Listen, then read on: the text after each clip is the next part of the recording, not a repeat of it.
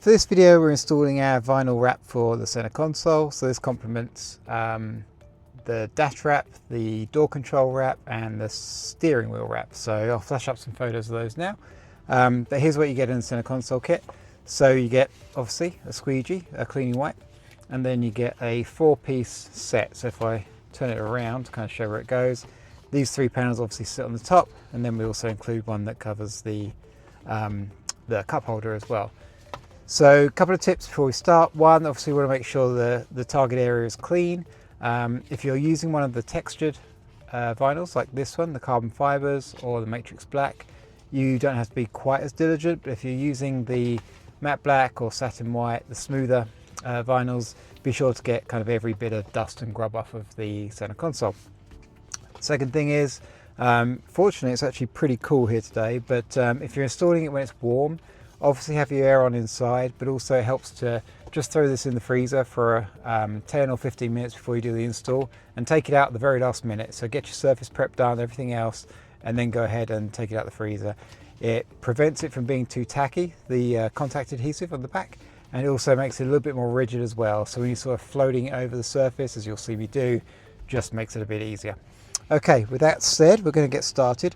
We're going to start with the easiest panel, which is probably this one, and then we'll just cover the rest. So make sure your hands are clean. I have already prepped the surface. I'm going to do it again quickly just to make sure nothing got on there while I was setting up.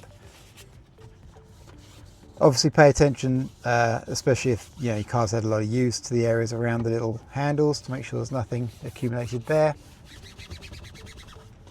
And then while I'm here, let me get rid of this sunglass holder. Just move that out of the way. Get rid of that little bit of adhesive they left behind. One bit.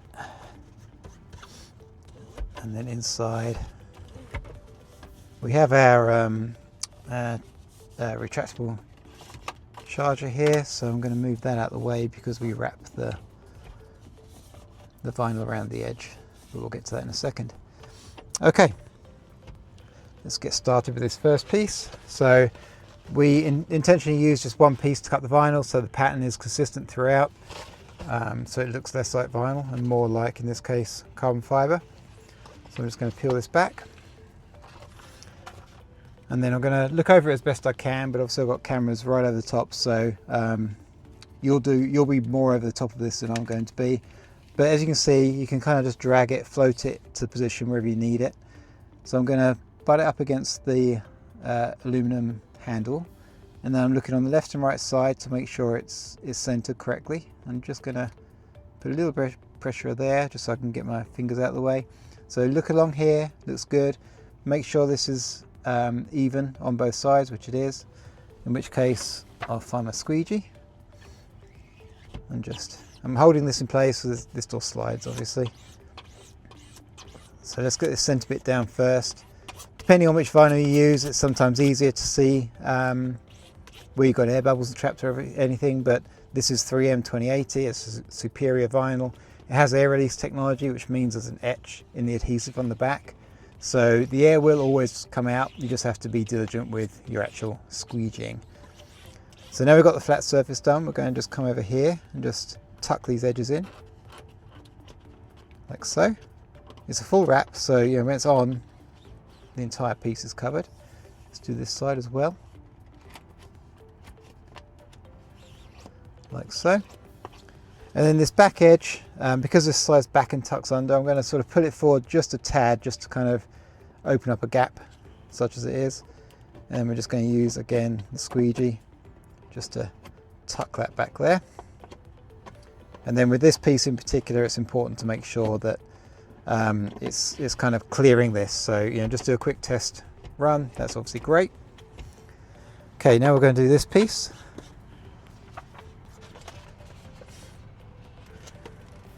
Pay attention when you remove it. You can see this is more or less symmetrical, but it's not. So make sure you keep your orientation correct. And same thing, we're just going to grab it again. Just going to float it into place, and you'll see, I'll zoom in on this, but there's there's a black line or black piece of plastic exposed here on this front edge. We're not looking to cover that up, so we're going to sit just behind that. And then again, hopefully you can see the sort of 2 angles on each of the corners. Just kind of lines up perfectly, and you can easily see where it is in order to get it central, like that. Then we'll squeegee this back.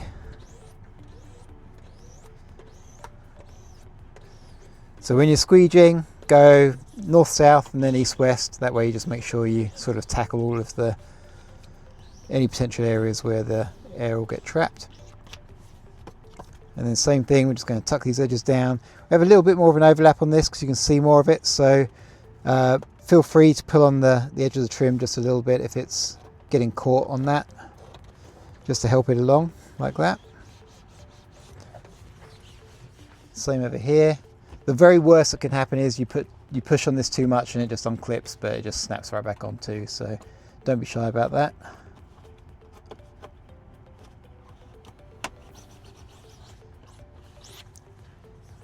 And then we just move this down a little bit. Then for this back edge, just use your thumb just to roll that over.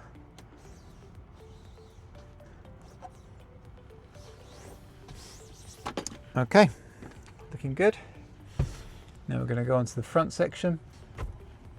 So I think you've got the gist by now, but we're going to line up against this. Peel this back. And again, sort of get over the top of it as best you can. And you can see we're still floating it around, we're not doing anything, not applying any pressure anywhere.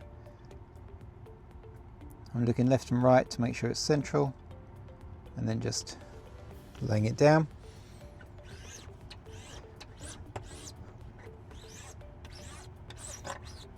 Then of course at the end here it just tucks under the charging spot, like so. And then same with the edges, just tuck it down. Same over here.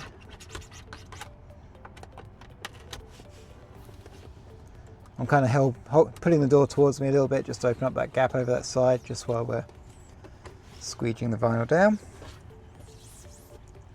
Alright, looking good. So last thing is the cup holder, so let's get this out of the way for a moment. Just plonk that up there. Grab the cup holder section. So this is a little bit different. Hopefully you've made it this far to the video.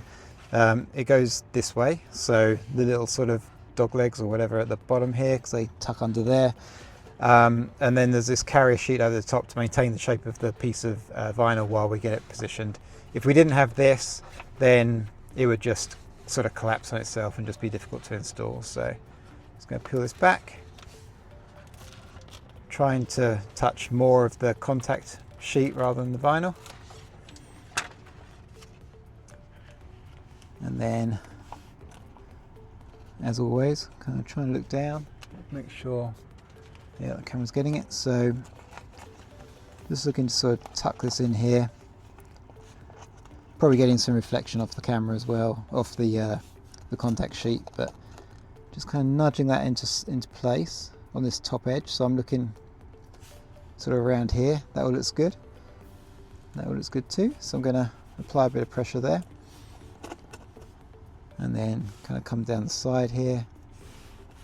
As you can see, I'm using fingertips more than the squeegee just for a minute, just to get the basics done. What I want to do is tack the vinyl down enough so I can remove the contact sheet and see what I'm doing. But no more than that really, so just be a little careful with this step. We use a very low tack contact sheet, so that helps a lot. Alright, so now I can kind of just position it a little bit better. A little bit too far over here, so let's get that squared away. Any bubbles just lift and remove to get rid of those. And then on this back edge, again sort of holding this door back and out of the way a little bit more. Get everything set down properly.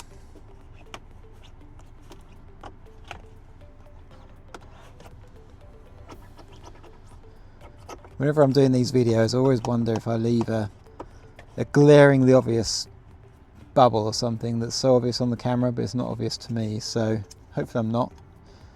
So we have a little bit of a, not a crease, but this area here is stressed. I've got a little ridge there, a little bubble here, so what I'm going to try and do is just lift that back up and put it back down again. Try and get under there one way or another. Looks like this way is going to be the easiest way.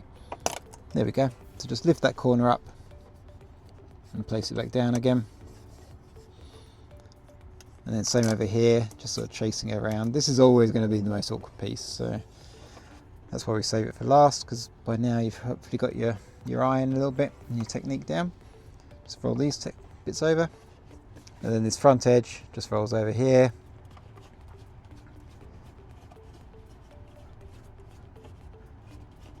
And just finish it up with a squeegee. Of course you don't have to do this cup holder section either if you don't want to, as long as if anyone sees it until they open it up. And there you go. Put this back in place. That fits right there. And that's what it looks like. So this is a black carbon fibre. Quick comment on the finishes. So the carbon fibres are the thicker vinyls. We do it in black and white. Matrix black is our personal favourite. And then we have, I think, satin white, matte black, which will show all of the fingerprints, all of the greasy blobs, but people love the matte black. And then also a red as well, just because it's the red that's closest to the original Tesla logo red. So not the multi-coat red, not the new red, but the original logo. And we just have that as an option as well if you want a bit of a pop in colour. Thank you for watching.